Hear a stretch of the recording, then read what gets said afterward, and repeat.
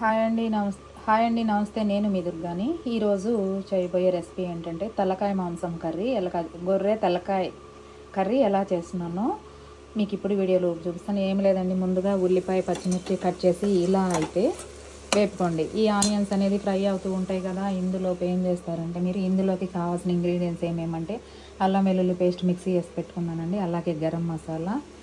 ఇందులో ఏం చేయాలంటేనండి కొంచెం మనము 4 ఇలాచీలు, కొంచెం దాల్చిన చెక్క, లవంగా వేసుకుంటే ఈ మటన్ కర్రీలో టేస్ట్ అనేది అమేజింగ్గా ఉంటుందండి. మటన్ కర్రీ ఆర్ తలకాయ కర్రీ ఏదైనా కూడా ఈ 2 కర్రీస్లోకి టేస్ట్ అనేది ఫ్లేవర్తో పాటు బాగుంటుందన్నమాట.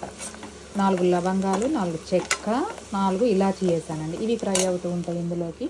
ఈలోపు నేను కొంచెం ధనియాల పౌడర్, తలకాయ మాసం కదండి కొంచెం ఘాటుగానే ఉండాలనేసి కొంచెం ధనియా పౌడర్ కూడా రెడీ చేసుకున్నాను. అలాగే ఉప్పు, కారం, పసుపు అయితే ముందు ఆనియన్స్ వేసేసాను కదా. ఇది గరం మసాలా, అల్లం వెల్లుల్లి పేస్ట్, కొత్తిమీర లాస్ట్లో గార్నిషింగ్ కోసం అలా అయితే పెట్టుకున్నాను. ఇప్పుడు ఇందులో ఇదైతే వేగిపోతుంది కదండి, ఆనియన్స్ వేగిపోయాయి. అలాగే మనకి తలకాయ మాంసం కూడా నేను వేసేస్తున్నానండి. ఇంకా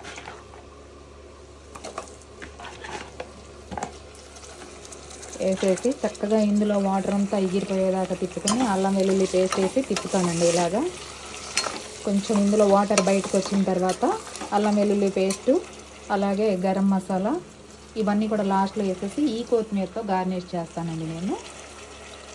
ఇది ఫైనల్ లుక్ ఎలా వచ్చిందో మీకు చూపిస్తాను. ఇప్పుడు ఈ తలకాయ మాంసంలో వాటర్ అంతా కూడా బయటకు వచ్చేసిందండి. బయటకు వచ్చింది కాబట్టి నేను అల్లం వెల్లుల్లి పేస్ట్ అనేది వేసేసాను ఇందులో. ఈ అల్లం వెల్లుల్లి పేస్ట్ వేసి ఒక్క 2 మినిట్స్ ఉంచిన తర్వాత ఉప్పు కారం అయితే వేసేసుకోండి. ఈ ఉప్పు కారం కూడా వేసేసి నేనైతే కొంచెము ఇప్పుడు మనకి కుక్కర్లో దగ్గరగా నేను తలకాయ మాంసానికి 10 విజిల్స్ అయితే రానిస్తానండి.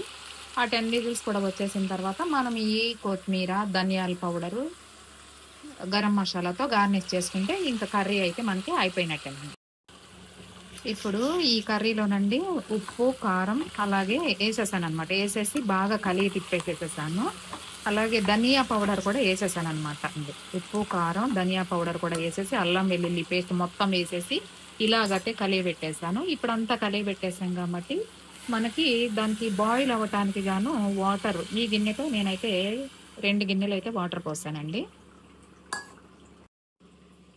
ఇప్పుడు వాటర్ పోసేసాను కదండి, నేను ఇంకా ఈ కుక్కర్ మూత అనేది పెట్టేసినాను. ఇంకా 10 విజిల్స్ వస్తే ఈ కర్రీ అనేది ఇంకా అయిపోయినట్టేనండి. నేనైతే 10 విజిల్స్ అయితే రానిస్తాను అనమాట, కొంచెం హైలో పెట్టేసి.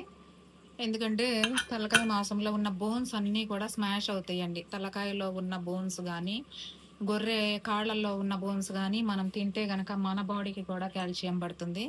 అలాగే నేను ఎక్కువ ఈ తలకాయ కూర కానీ, కాళ్ళ కూర కానీ చేస్తూ ఉంటానండి. అలాగే ఇప్పుడు రైస్ కుక్కర్ కూడా వెలిగించేస్తున్నానండి. ఈ కర్రీ అయ్యేలోపు రైస్ కూడా అయిపోతుంది అనమాట.